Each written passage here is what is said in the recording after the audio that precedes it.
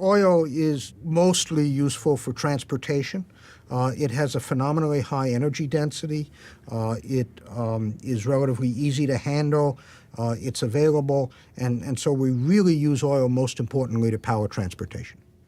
And it's used for other things, though, too, that a lot of people may not understand or even recognize. Sure, petrochemicals. I mean, a lot of the plastics, synthetic fabrics, other things of that sort certainly come from oil. It is used, unfortunately, for electrical power still in the world, decreasing fraction in the U.S., but globally still used for that.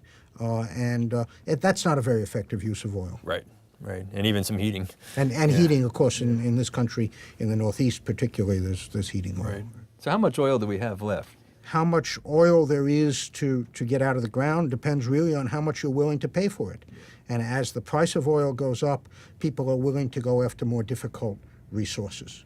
If you just consider resources that you might be able to get for costs of less than, say, $70 a barrel, then we've got about another 4 trillion barrels of oil left in the ground to get out. 4 trillion barrels. 4 trillion.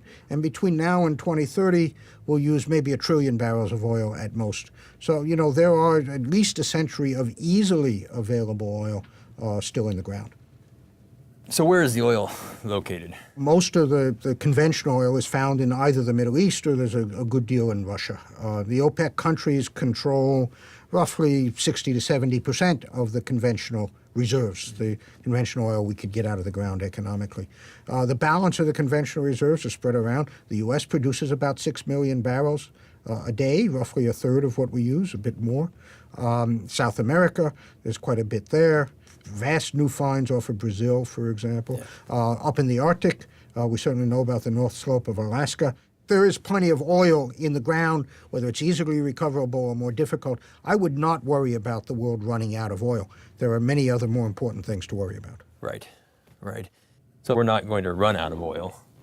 We're going to transition out of oil. If things proceed as one might imagine, it may get more difficult to recover oil, the price will go up, and at some point, other technologies become relevant and important, and we will switch. Sure. The question really is, can we arrange the switch with enough foresight so that it becomes a gradual rather than a disruptive transition? Right. For transportation, you have to ask what are the alternatives. So right now we have internal combustion engines. Mm-hmm. They can be improved greatly through existing or imagined technologies at relatively little cost. So flex fuel vehicles, which can run not only on gasoline, but also biofuel ethanol, are one step to start to make a transition. Beyond that, we can start and are starting to hybridize the fleet so that we have some combination of electric and gasoline-driven technology, with all the energy, though, derived from gasoline. Beyond that, we can imagine plug-in hybrids. Those draw part of their energy from the electrical grid, and the other part they get from gasoline. And then finally, in the end, we can have battery electric vehicles. My expectation is that we will see a gradual electrification, really the pace being driven by advances in battery technology more than anything else. Okay. Batteries are a wonderful idea in principle. The problem is making them a technical reality. There are many demands on a battery for a vehicle that are really quite a challenge to meet. We need to be able to pack a lot of energy into a relatively small volume and mass. We need to be able to charge and discharge the battery many times. The battery needs to be insensitive to the temperatures. We need to run vehicles at 0 degrees, and we need to run them at 120 degrees. It needs to be recyclable, et cetera, et cetera. So many challenges, we don't have them yet. The government is putting a lot of money into the development and commercialization of batteries because they can be used along this whole chain from hybrids through to battery vehicles, but we're not there yet.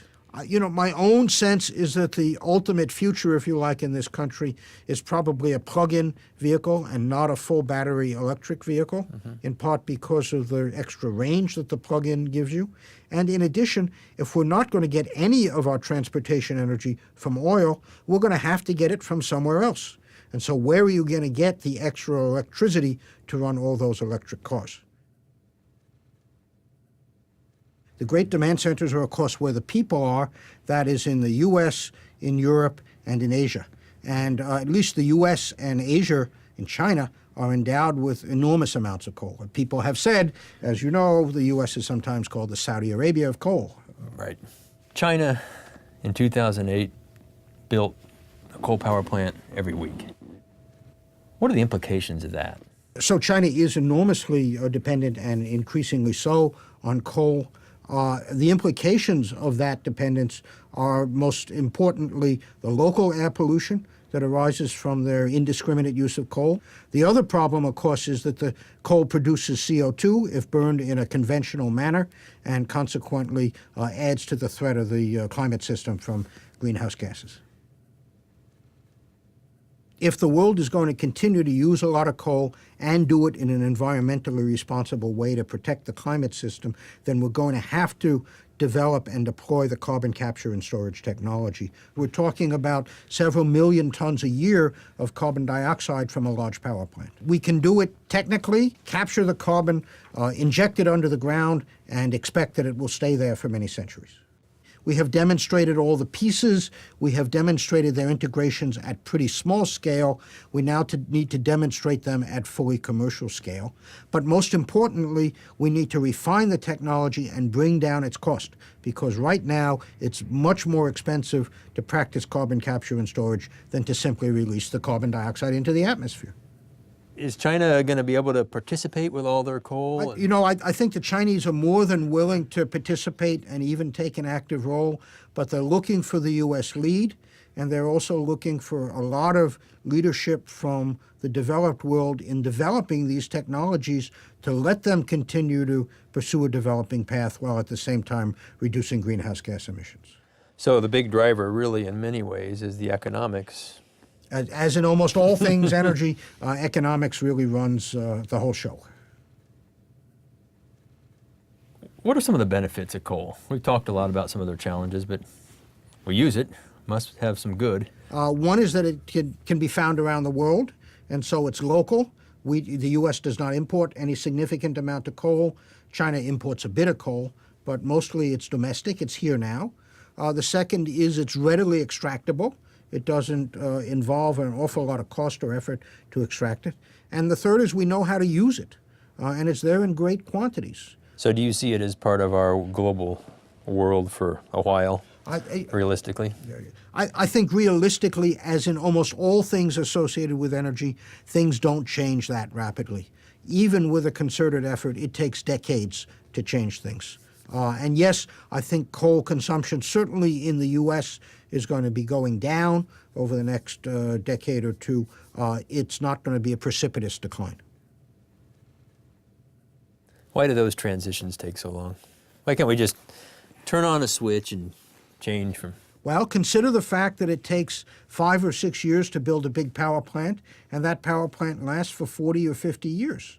And so we have this very large stock of built-up capital equipment that's going to take a long time to replace unless we somehow do it in a tremendous crash program. Another manifestation. So there's an infrastructure There's piece. an infrastructure piece associated. That's one reason. Just on the infrastructure again, the slow turnover. An automobile, you may not own it for more than 5 or 6 years, maybe you do, but an automobile lasts for 15 or 20 years. And Somebody's going to own it. Somebody's going to own it, and it takes a long time to turn over that fleet. Right. Another reason that energy changes slowly, or at least has changed slowly historically, is that there are many different interests involved. Consumers, producers, governments, NGOs, those interests don't always align. Right. And so consequently, the decision to move forward in some particular direction often takes a long time. And then finally, there's the issue of incumbency. We've got pretty good ways now of providing heat, light, and mobility. Any new technology has got to compete on the basis of cost and convenience with those. Absolutely. So, and in many ways, you're talking there about scale. Scale also, indeed, we have 250 million cars in the light-duty vehicles in the U.S. We got 1 billion cars in the world. 1 billion cars. 1 billion cars, or vehicles, roughly, 1 billion vehicles, road vehicles. It's tough to change all that overnight. Yeah, that's just a phenomenal number. Right? It's quite amazing. And the number's growing. Because There are a lot of people in developing nations. The first thing that developing nations want to do when they get enough income is, first of all, make sure their electricity supply is stable, and the second is to buy mobility. Right. If you look at the electricity demand in a developed country during the day, what you see is that it rises from the morning, goes through a peak in the afternoon, and then falls off again at night, and of course is lowest when most people are sleeping at, say, 4 o'clock in the morning. That change can be almost a factor of two, namely we can need twice as much electricity, say, at 2 o'clock in the afternoon on a hot day as we needed at 5 o'clock in the morning the night before. And because electricity cannot be stored, we have no good ways now of storing electricity in large quantities.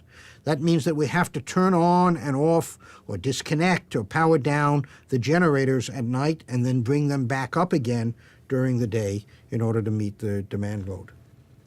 Some kinds of electricity generation, coal and nuclear, like to run all the time at a constant level. This is so-called base load. And of course, we need electricity at 4 o'clock in the morning anyway to run your refrigerator, for example. All right?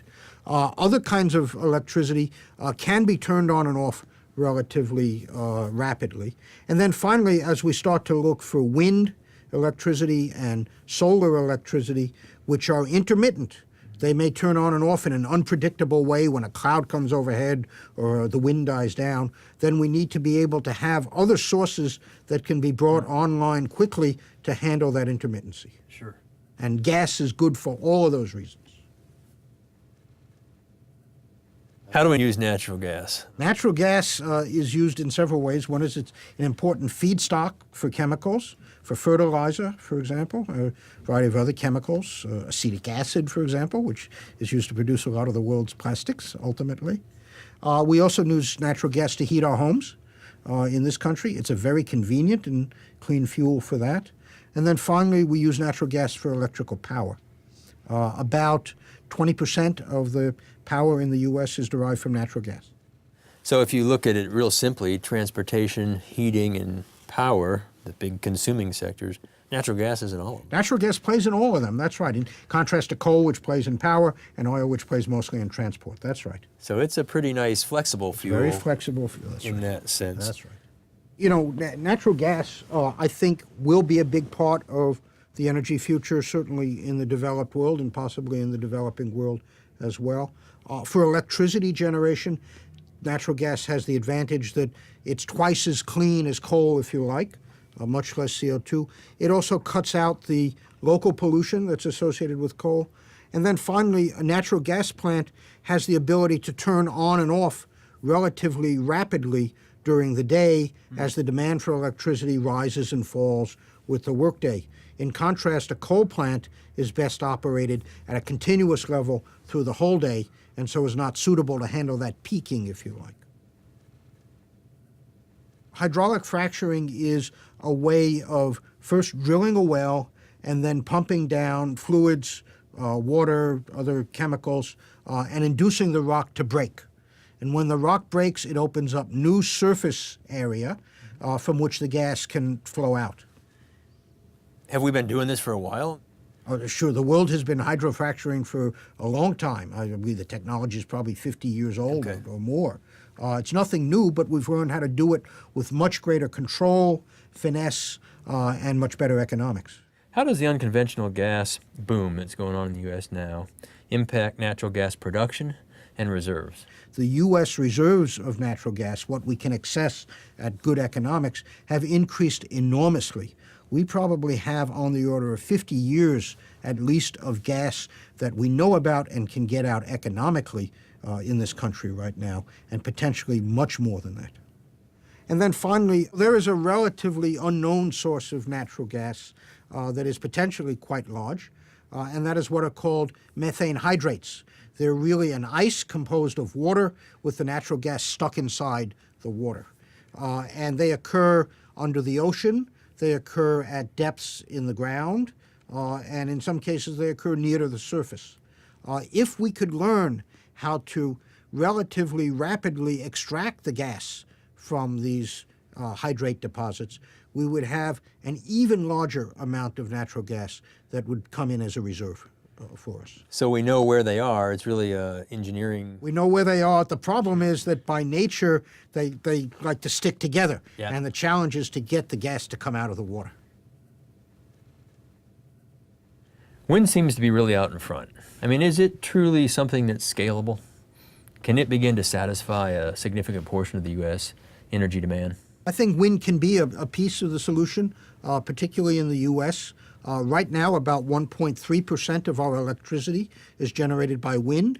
That's up from less than 0.5% a few years ago. At good sites onshore, wind is reasonably economic, competitive with natural gas. The problem with wind, one of the problems with wind, is its intermittency. The wind doesn't blow all the time, and so you don't get the electricity from wind all the time. And again, because it's hard to store electricity, you need to figure out how to handle that intermittency. Gas can help, but you need some reasonable lead time to know when the wind is going to go down. So one of the important and less widely appreciated facts about renewables is that the electricity they produce is not the same as what their capacity is. So for a wind turbine, for example, if it's a 10 megawatt wind turbine, which is a very big one, it will only produce about 3 megawatts of electricity in a continuous way. Right. Similarly, for solar energy, when we talk about solar photovoltaics, a megawatt of solar panels actually only produces about 200 kilowatts, or 1/5 of its rated capacity, simply because of the day-night cycle of the sun and also the clouds that sometimes obscure the sun. Sure. And as people read about renewable energy in the media, they have to carefully, the media will always quote capacity. Right. But really what matters for carbon reduction is the actual electricity generated. Exactly. So divide by 3 Exactly. for wind and divide by 5 for solar. For solar. The other problem with wind is that wind power is best in windy areas, but people don't tend to live there. And so we need to get the electrical grid out to the wind farms in order to be able to bring that electricity into the cities. Is that one of the great challenges do you think of wind? If you look at it, the source is not where the demand is. It is a challenge in growing wind to a significant fraction of our electricity. I don't think it's at all insurmountable. It's a question of economics and policy and just a constant attention to the problem. I believe wind could get to 20 to 30% of our electricity in the next 20 years if conditions are favorable for its growth. Really? Yeah. 20 to 30%. Yeah. Why don't we have a solar panel on every roof? We could. We certainly could have a solar panel in every roof. Nothing prevents that. One of the problems is the economics of the problem. Right now, solar electricity is several times more expensive than electricity we can simply buy off the grid. If we could find a much less expensive but even less efficient material, but we could spread it everywhere because it didn't cost very much, then that would be another route to large-scale penetration of solar power. And we are working on such materials in the research settings. So something in the Sahara or the desert southwest of the U.S. where you just collect sun. So just collect some all day solar long. paint is the usual thing we talk about, right? Right. Something that's cheap enough to just paint on or is an integral part of the building shell or your roof. Sure. Then Sure. that would change things. The solar cell that you would buy now commercially is about 17 or 18% efficient. That means it takes 18% of the sun's energy and converts it into electricity. Okay. We can build solar cells now that are 45% efficient, but these are very expensive, almost research devices that cannot be built at scale right now. Very different materials. Very different materials, combinations of materials. Let's talk about industrial scale solar. A couple big technologies there. So the world is now starting to experiment and deploy really large-scale solar facilities where you cover acres and acres of land with either photocells or with mirrors that are concentrating sunlight to be collected. Again, a viable technology, but can you make it economic and can you make it maintainable?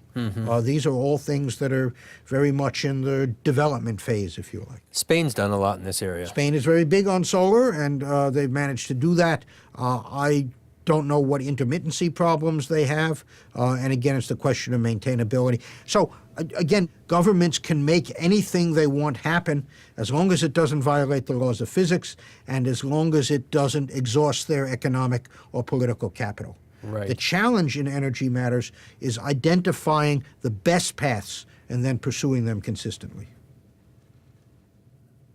Hydro resources. Are there many left in the world?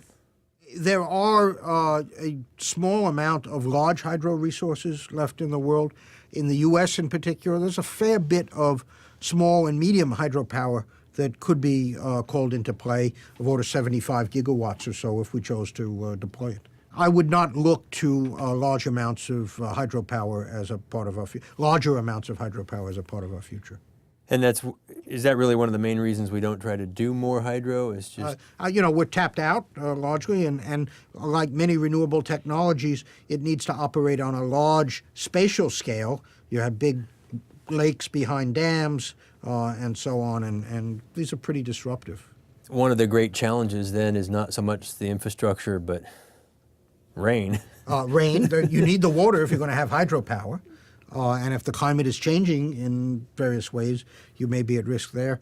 One of the things we can do with hydro facilities in this country is improve the machinery, the turbines. They can be upgraded. We can improve their efficiency and get a fair boost from that.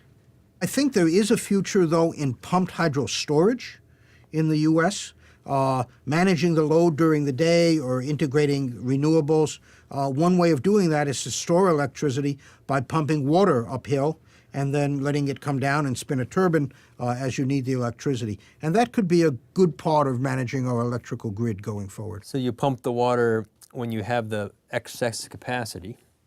You pump the water at night, and then during the day when you need it, you let it come back down again. Right. Of course. So, a big battery.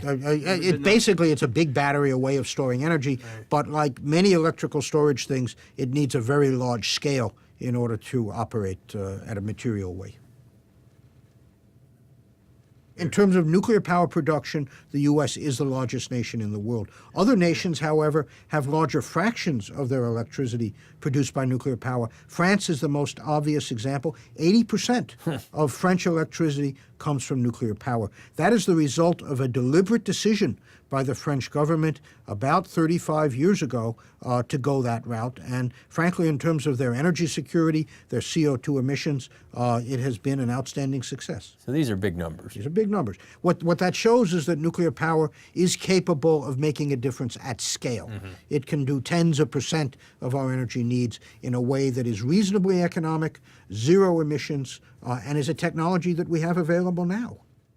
You hear or read Generation 1, Generation 2. What does that mean in simple terms? So there are different ways of configuring the material in a reactor and of cooling it. Generation 1, Generation 2 involve cooling by water reactors. We can imagine more sophisticated water reactors that operate in an even safer mode than the previous generation. And then we can imagine generations of reactors, Gen 4, which are cooled, for example, by gas and require no emergency cooling system of the kind you would need in a light water reactor. Right now, the waste from civilian nuclear reactors is cooled on site in a cooling pond and then is stored on site in dry casks, as it's called. And, it's very safe. The Nuclear Regulatory Commission has said one can store waste in that form for many decades. So I don't think it is a significant safety issue.